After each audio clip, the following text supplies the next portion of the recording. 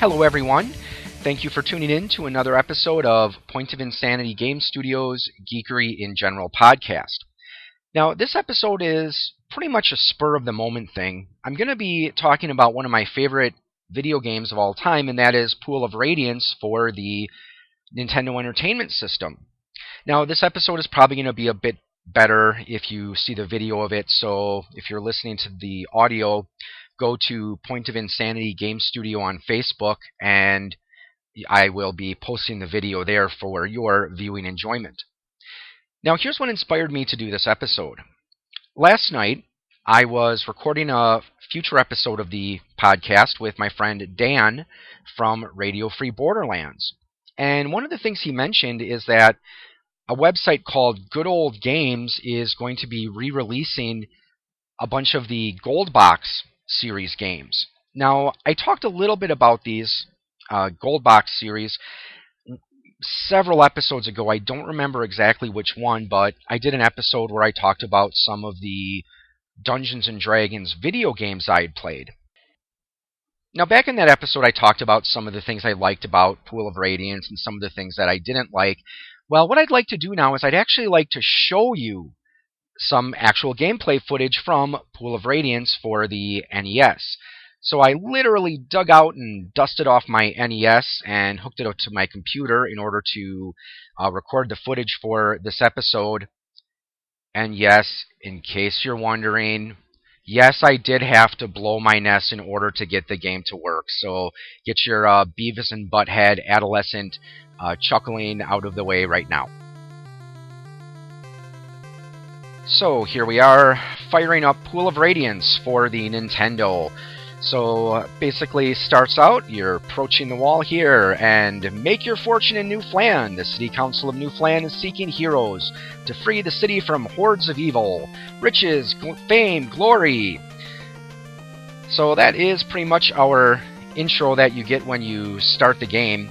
Now I am going to take you through character generation in a few minutes, but since I already do have a saved game on here, I just wanted to show you a little bit about what happens later on in the game. So we're going to continue game.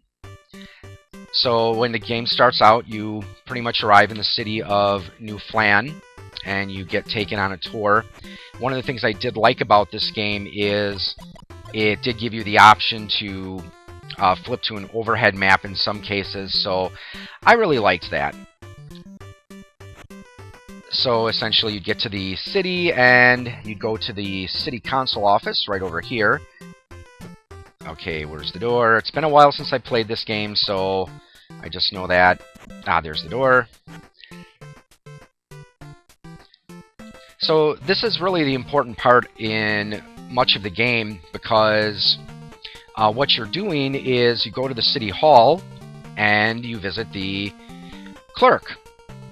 And what the clerk does is she gives you different missions.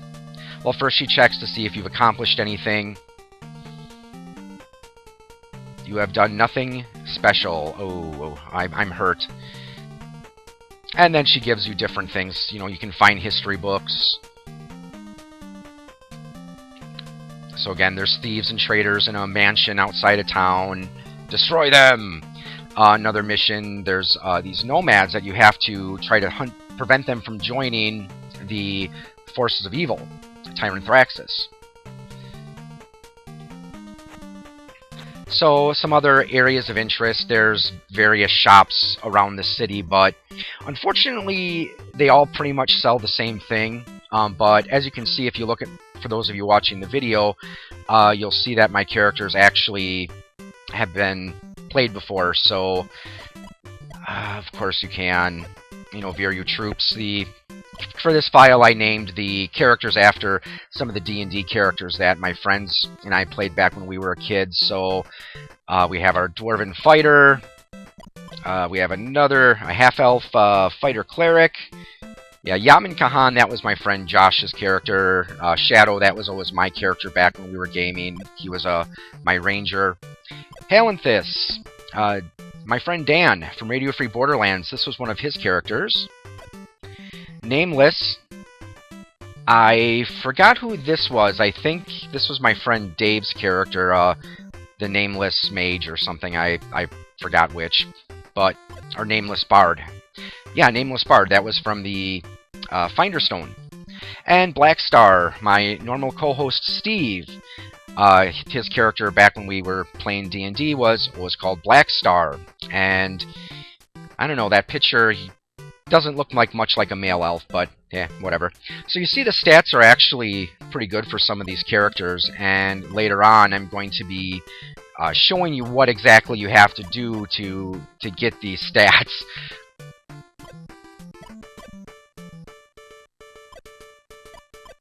So like I said, not too bad for a lot of the stats, but what happens is when you first start the game, one of the first things you do is you have to go to the slums of Old Flan, which pretty much I cleared this out right now so you can camp in there whenever you want. Do I have spells? Like I said, I haven't played this. Of course, Dwarven fighters can't use magic. I have not played this particular game in years, honestly. I'm kind of surprised that it worked. Oh yes, another important part in the city. Yes, this is one of the things that is kind of annoying. Whenever you pass by certain areas in the city, it tells you, this is the city hall. Yes, I know. But this is another important part of the city. This is where you go to level up. So what you would do is you meet the trainer, and then you say, okay, I want to train this guy, and if you have enough experience points to level up, then you'll level up.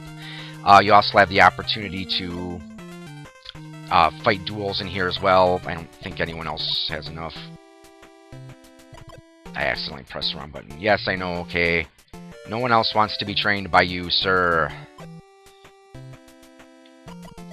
So like I said, you can fight duels, you can hire NPCs, and you go to the main menu, you can actually create new characters. And one of the things that I always did when I played this game is I would create several characters that would just be basically mules, where I just give them items I'm not going to use, because one of the problems with this game is you only have so many slots. I think you only get like 8 slots per character, so you have to be very careful with what you're carrying, and sometimes you have to drop equipment if, like, let's say you find a scroll and you might have a potion that you don't want, so you discard the potion. But one of the things that happens later in the game is you can, board a boat to leave town. Now, of course, you can also leave town through the slums, but this is a lot easier. And this is what I like. After you get out of the city, it does give you a large area to explore. So I'll probably get into a fight somewhere.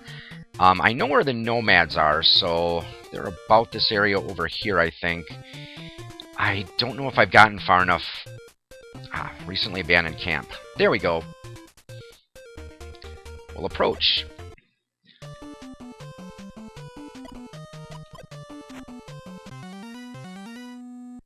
Uh-oh. Did I make a mistake?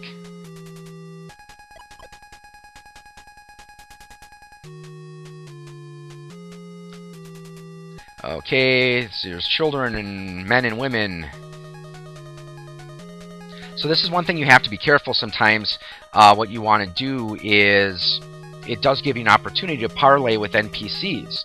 So one of the things you have to do is you have to choose...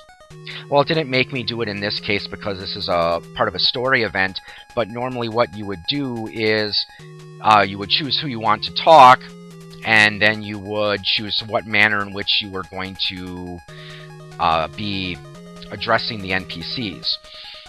Like, you could be nice, you could be haughty, you could be mean, you could be sly, and of course that would influence things. So a lot of times it actually paid to be nice. So yes, we will help you.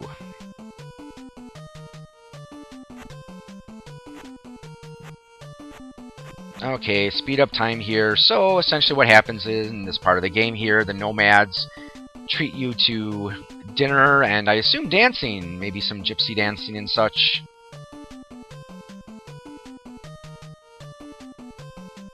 And they tell you about the pyramid, which is something you can do later on, and it's probably one of the most annoying parts of this game. The castle to the west he's referring to in this dialogue, for those who can't see it, is Zental Keep, which actually Zental Keep is a mission you want to go because there's a dwarven fighter in that one that you actually can get gauntlets of ogre power from.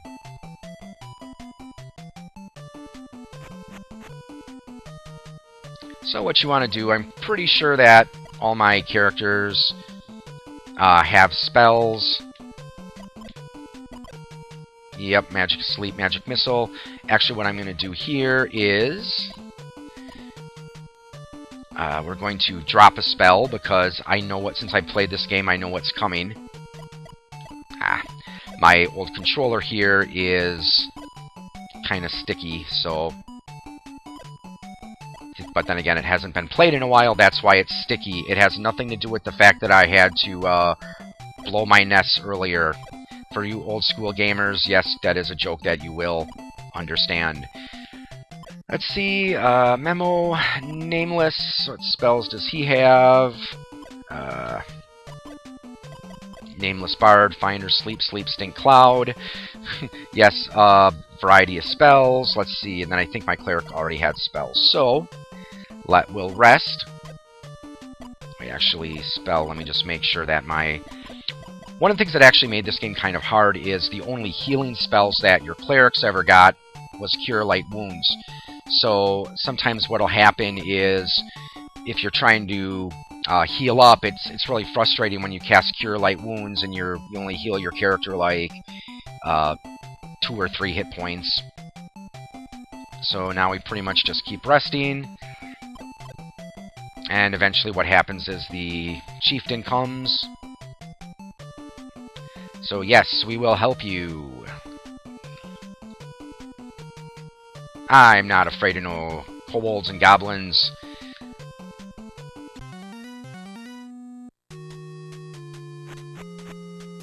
Okay, the kobolds are attacking. We are going to attack the kobolds.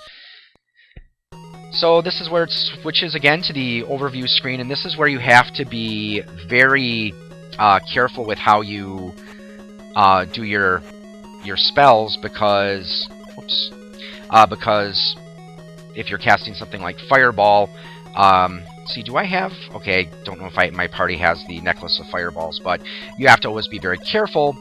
I think these guys can be affected by Hold Person.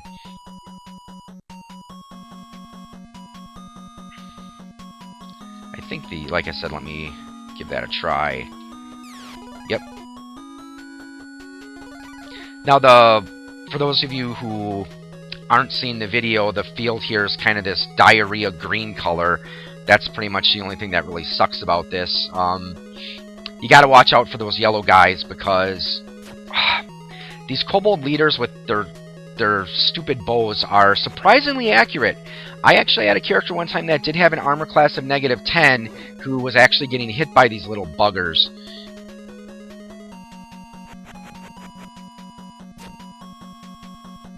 Okay, come on, get to me. Okay, we gotta wait for everyone. So those of you who are just... here we go. Now this is one thing that is awesome for the fighters. What you can do is you can do a move called... Oh, I can't get through there.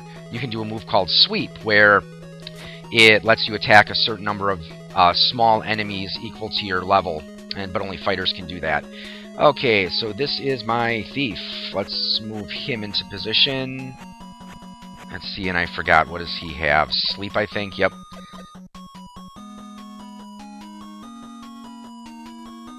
Okay, do I have enough range to get them? Almost.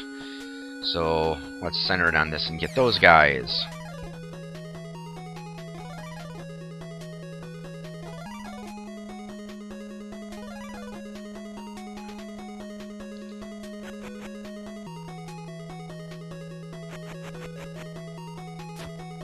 Oh yes, okay, these nomads who are doing 1 point of damage.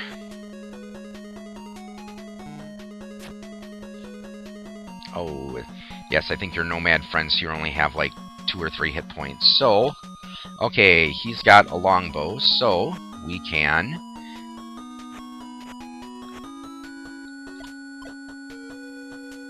shoot that little bugger over there. What?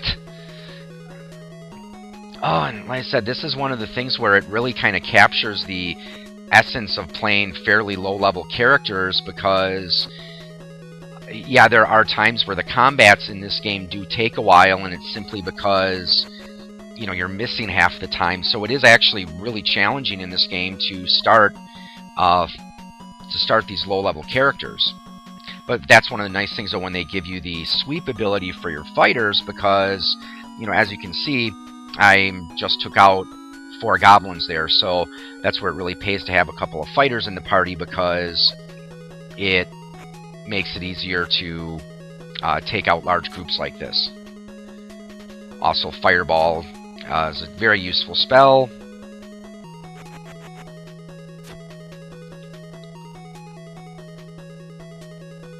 And someone failed the morale check. The kobolds are surrendering.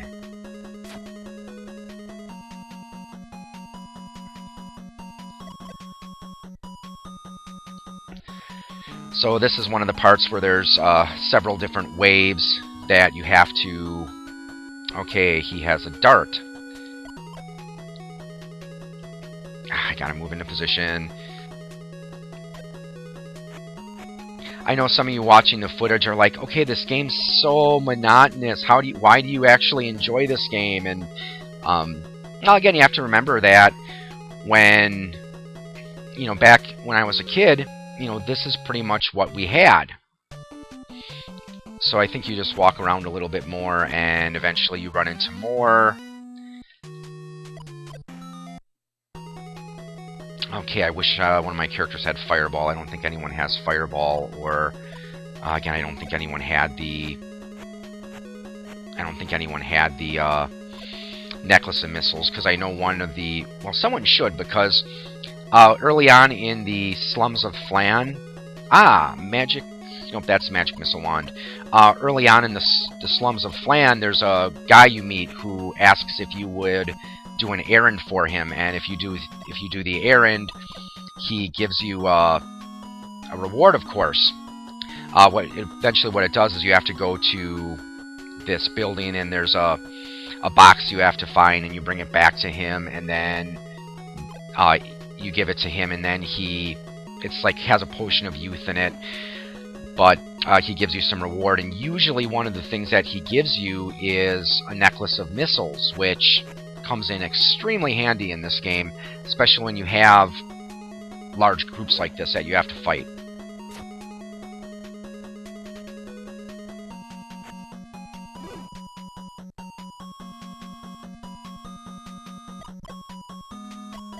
Necklace of Missile. Yes, I knew that someone had it. So, probably makes sense to give it to the mage in the party.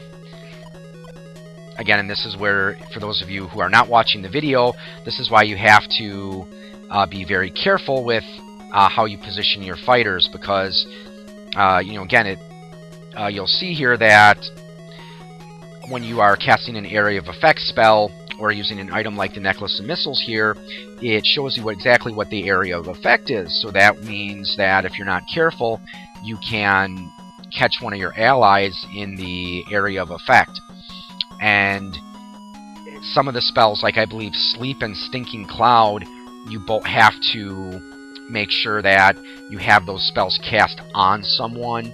Because I think, like, if you might have targets in the area, but if you don't have the spell actually centered on somebody, then it doesn't work the way it should. It doesn't go off. And the game really doesn't follow multi-classing rules, because your wizard characters can cast spells in armor, and your cleric characters can use, well, if you're a fighter cleric, you can use any weapon. Like the Shadow, my fighter cleric in the party here, actually has a longsword +4, and your wizards can wear, multi-class wizards can wear plate mail.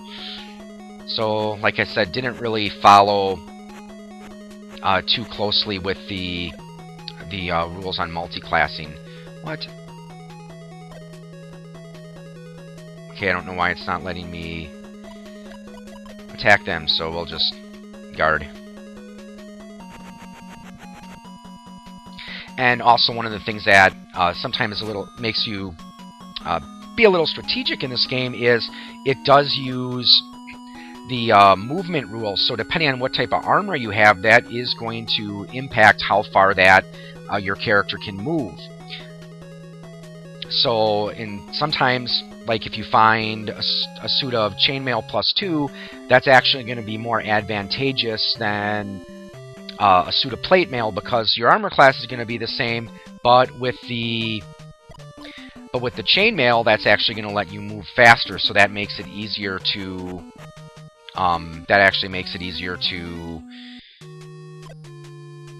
lost my train of thought here. This is the last wave. Chief comes out and pleads with you. Last battle, please help us. Of course we're going to join the battle, for we are noble heroes. I don't know what happens if you refuse. I don't think I've ever refused him helping him. Let's see, he doesn't have any. Okay, well, we're just gonna plow through these guys.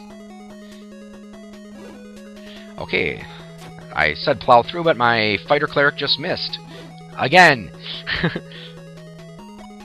Okay, and here is my wizard thief with the trusty necklace of missiles, making short work out of kobolds and these little pests.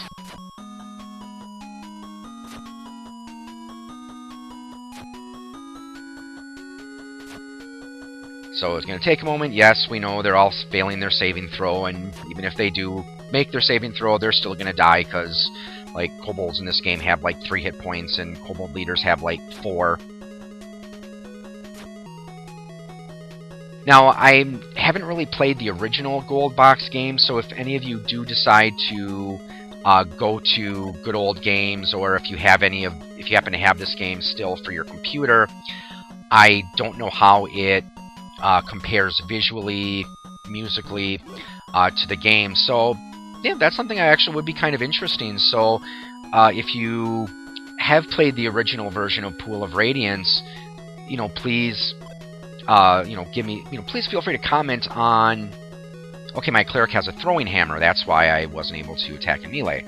But for any of you who do have this game, please feel free to comment on the Point of Insanity Game Studio Facebook page, and let me know, how does this game compare to the original PC version? I mean, graphically, is it better? Is it worse? Is it about the same? What about the music? Is it musically similar? And a two-handed sword, which is probably just a two-handed sword +1. I don't remember. Okay, please leave now. Okay, thanks. So okay, so the nomads promised not to join the boss, who is Tyrant Thraxus. I didn't want to fight these guys. I wanted to move, so.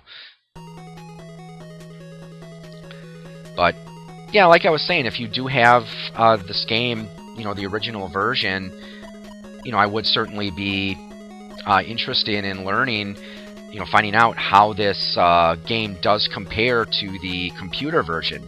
I mean, I guess my only real thing is I mentioned before, the color palette. It's kind of this diarrhea green or diarrhea brown, depending on where you are. I mean, this is a game that I think it would be kind of fun to see this game remade, though, using the current 5th edition D&D rules.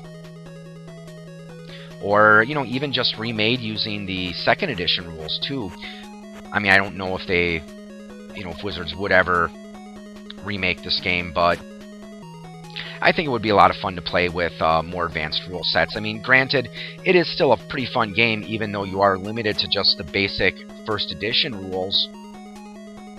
I mean, I kid you not when I say that I've played this game several different times, and it does have multiple endings, or actually 2 different endings. When you finally reach Tyrant Thraxus, he asks if you want to join him. And if you join him, then it just says that, you know, the next week you participate in the battle that destroys Flan, game over. And then, of course, if you actually beat him, which Tyrant Thraxus taking the form of a bronze dragon, I believe, bronze or brass, I forgot which. What happens is you go back to Flan, and of course everyone's hailing you as these great heroes, and then it kind of does some flashbacks. It shows some scenes from the game. And I believe I mentioned this when I talked about the game in my D&D video game episode. One of the things that was kind of frustrating about this game is after you did beat the game, you had the option to take a character sheet. And what that character sheet was is it would let you supposedly import your characters into another game. So I think that I thought I heard that they were going to do Curse of the Azure Bonds as the next one instead of Pool of Darkness, but I'm not 100% sure on that. But it still would have been kind of fun because, I mean, yeah, you can devote hours to this game, and then, you know, especially if you do manage to find some good weapons and good armor, you know, it would have been kind of nice to be able to go and, you know, use those items in a different game. Darts are actually one of the most lethal weapons in this game, believe it or not, because you got a character with a decent dexterity. They hit almost all the time with those darts, and you get 3 attacks with them, so they're actually very useful for taking out small fry like the Sturges here and the you know, kobolds. Also, it's really helpful if you manage to get like a hold person, a sleep, or a stinking cloud to work on an enemy. Then what'll happen is, oh, Nomad Surprise, Parley. Okay. Okay, we're almost to the town. Okay. We're going to take a boat to New Flan, and I'll show you what happens when, oh great, it's nighttime, which means I have to go to the inn and rest, because the city hall is going to be closed. My memory serves me correctly. Okay, nope, this is the tavern. Taverns are always kind of interesting. Occasionally you can listen to gossip, and occasionally you can get into bar fights if the wrong thing happens. So, kind of like real D&D, I guess. Rest till morning.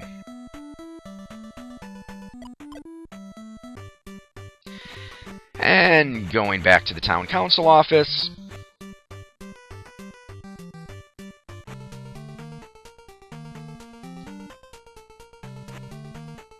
Yes, I know. I'll get through. Oh, that's annoying, these texts. Okay.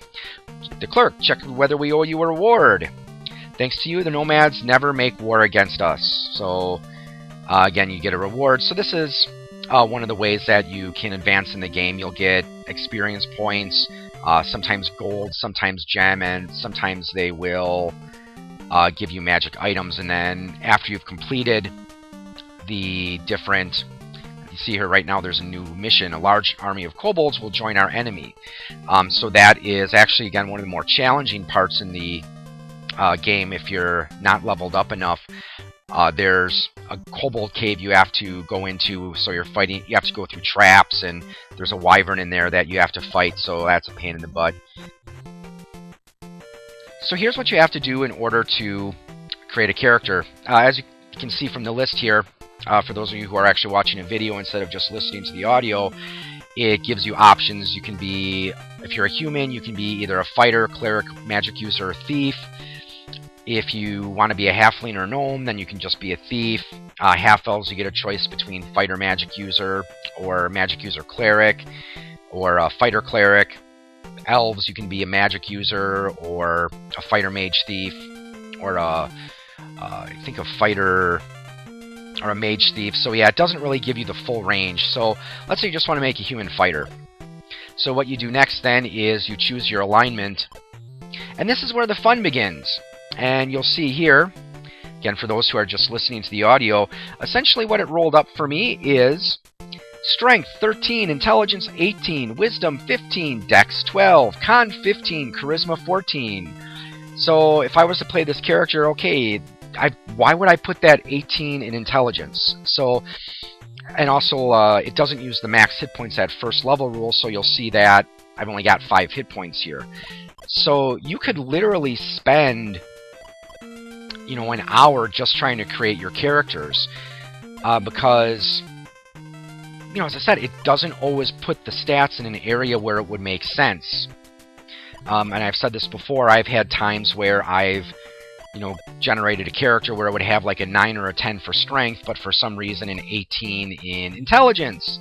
Oh yes, here would be a real winner for a fighter. Strength 10, Intelligence 13, Wisdom 9, Dex 16, Con 17, Charisma 13.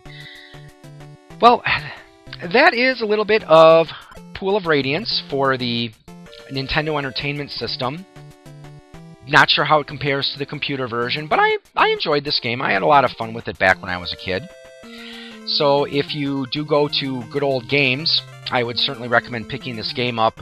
As I said, I can't vouch for how accurate the NES version is to the original version, but it was still a lot of fun, and I guess the thing that I really liked about it is it had a real open sandbox feel to it. Because once you got out of New Flan, you could pretty much wander around and do whatever you wanted, and you could take the missions in any order. For example, that mission I did with the Nomad Camp. Since my characters I think were around like 4th, 5th, 6th level, pretty easy, but if you were to try taking that mission as a bunch of like 1st and 2nd level characters, it would obviously be a lot more challenging. Well, I hope you enjoyed the show. So if you have any comments, please feel free to leave them on the Geekery in General, or I'm sorry, the Point of Insanity Game Studio page on Facebook.